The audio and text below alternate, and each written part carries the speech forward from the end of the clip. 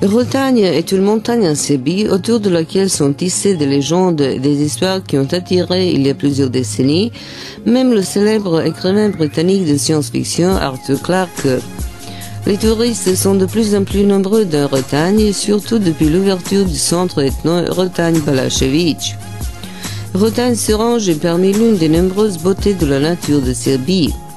À côté des légendes, il existe également des écrits selon lesquels des légionnaires romains venaient dans cette montagne après les batailles car leurs plaies y cicatrisaient plus rapidement. Aujourd'hui, on parle avec certitude de la rose des vents qui rend cette région très saine et contribue ainsi à la santé des gens. Cela a motivé la construction au pied de cette montagne un centre ethnique, une oasis dans une oasis, dit pour notre radio Dragan Kosanović, directeur du marketing de ce centre. L'architecture est entièrement harmonisée avec le paysage environnant et à côté de l'hôtel, dont l'apparence se rappelle les bâtiments populaires traditionnels et qui offrent tout le confort, il existe une douzaine de maisons authentiques vieilles de plus d'un siècle qui ont été déplacées à cet endroit des lieux environnants.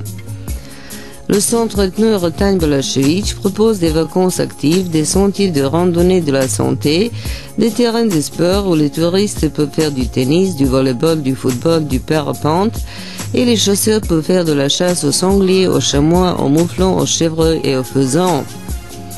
Rotanje est la porte orientale de la Serbie.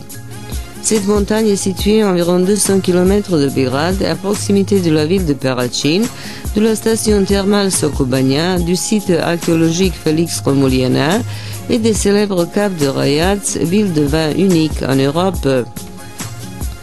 La montagne fait partie du système des Carpates et représente un massif calcaire en forme de pyramide.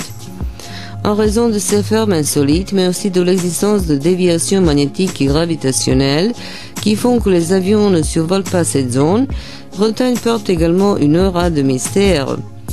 Les habitants vous diront que ce n'est pas un hasard, car très souvent un nuage comme un halo est visible au-dessus de la montagne.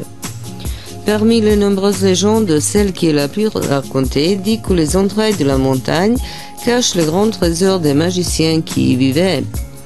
Il n'est pas exclu que cette légende est due au fait qu'avant la Seconde Guerre mondiale, dans la Bretagne, il existait un puits de mine, propriété du juif Julius Mine.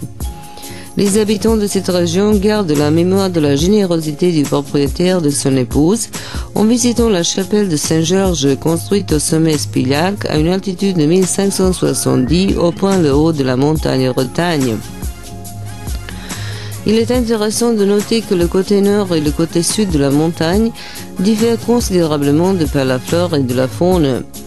Les versants nord abrupts s'élèvent depuis la vallée de Crnorećka et les roches calcaires presque verticales sont des lieux de nidification idéaux pour les oiseaux de proie. Par rapport au sud, le climat du côté nord est rude, ce qui a permis le maintien de quelques plantes reliques datant de l'histoire lointaine de notre planète. En revanche, le climat doux des versants sud de Bretagne fait qu'ils sont recouverts de prés, dans lesquels poussent des mûres, des espèces endémiques d'œillets de la menthe de montagne. Cependant, la plante la plus connue est le thé de Bretagne. Selon la légende, cette plante était cultivée il y a très longtemps par les Turcs dans leur harem, et lorsque la Serbie s'est libérée du joug ottoman au XIXe siècle, la plante a été transportée à Bretagne et plantée à 1000 mètres, la seule altitude à laquelle elle réussit. Ce thé est cueilli début août et à cette occasion, la société de tourisme locale organise une randonnée et un pique-nique. Depuis le milieu du siècle dernier, Bretagne est inscrite dans la liste de l'Institut national de protection de la nature. Ils prennent soin de chaque espèce végétale en veillant surtout à la préserver et à la protéger. Cette région de Serbie est l'un des rares où peu de choses sont commercialisées. Et même lorsque l'on construit, cela est fait avec le respect de la tradition et le souci de la préservation de la nature.